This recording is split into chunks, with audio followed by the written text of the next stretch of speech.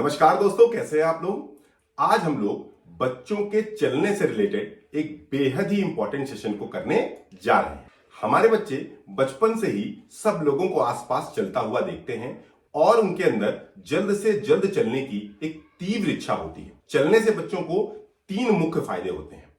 पहला फायदा, बच्चे जल्दी से चल के अपने फेवरेट खिलौनों तक पहुंचना चाहते हैं। वो ज्यादा से ज्यादा बदमाशियां करना चाहते हैं और वो किसी पे भी डिपेंडेंट नहीं रहना चाहते। जिस तरह कोई भी व्यक्ति दुनिया में किसी दूसरे व्यक्ति पे डिपेंडेंट नहीं रहना चाहता, वैसे ही हमारे बच्चे भी इंडिपेंडेंट रहना चाहते हैं, स्वतंत्र रहना चाहते हैं। दूसरा फायदा, जब बच्चे चलने का प्रयास करते हैं तो उन्हें बेहद व्यायाम करना पड़ता है, बेहद ताकत लगानी पड़ती है।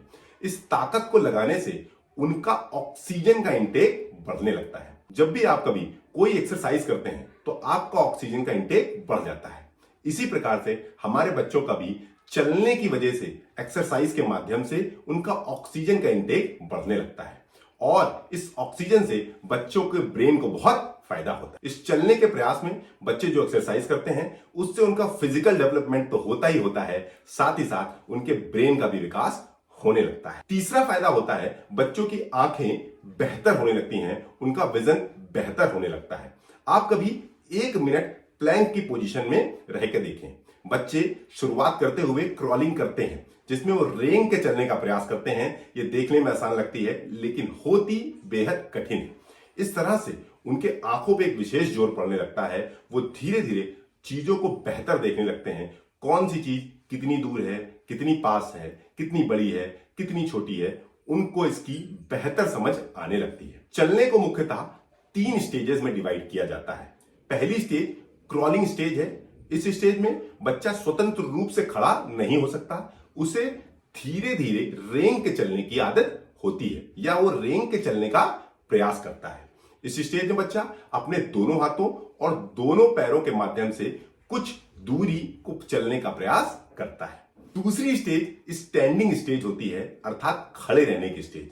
इस स्टेज में बच्चा किसी भी अलमारी को पकड़ के, किसी सोफे को पकड़ के, किसी बेड को पकड़ के खड़ा होता है और कुछ कदम उस बेड के सहारे, उस सोफे के सहारे चलने का प्रयास करने लगता है। तीसरी स्टेज होती है रनिंग स्टेज। इस स्टेज में बच्चा स्वतंत्र रूप से बिना किसी सहारे के आसानी से चल सकता है और उसे किसी सपोर्ट की, किसी मदद की जरूरत नहीं होती।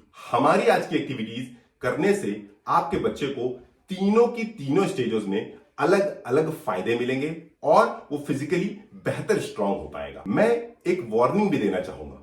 बहुत सारे पेरेंट्स अपने बच्चों को दूसरे बच्चों से कंपेयर करते हैं और कहते हैं कि वो बच्चा 4 महीने में क्रॉल करने लगा और अपने बच्चे को जबरदस्ती क्रॉलिंग करवाने का, वॉकिंग कराने का प्रयास करने लगते हैं। ये तो उसी प्रकार है कि आप जिम में पहले दिन गए और आप ट्रेंड बॉडी बिल्डर्स की तरह वेट को उठाने का प्रयास कर रहे हैं। आप 25 और 50 किलो के डंबल से एक्सरसाइज पहले दिन करने का प्रयास कर रहे हैं।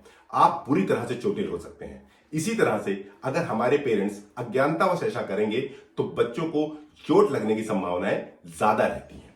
इसीलिए उन्हें कभी किसी कंपैरिजन में नहीं पड़ना चाहिए। बच्चे स्वतः अपने माइलस्टोन्स को अचीव करेंगे अगर हमारी बताई हुई एक्टिविटीज को आज आप फॉलो करेंगे। जितना ज्यादा आप हमारी बताई हुई एक्टिविटीज को कराएंगे, उतनी जल्दी बच्चों के अंदर फिजिकल स्ट्रेंथ आएगी और वो नेक्स्ट स्टेज में मूव करेंगे। हमारी आज की किसी भी एक्टिविटी का उद्देश्य बच्चों को माइलस्टोन अचीव कराना नहीं है। हमारी एक्टिविटी का उद्देश्य है बच्चों की फिजिकल डेवलपमेंट को बेहतर से बेहतर कराना। हमने तीनों स्टेज अर्थात क्रॉलिंग स्टेज, स्टैंडिंग स्टेज और रनिंग स्टेज के अलग अलग वीडियो तैयार किए हुए हैं और आपको नीचे दिए हुए हैं।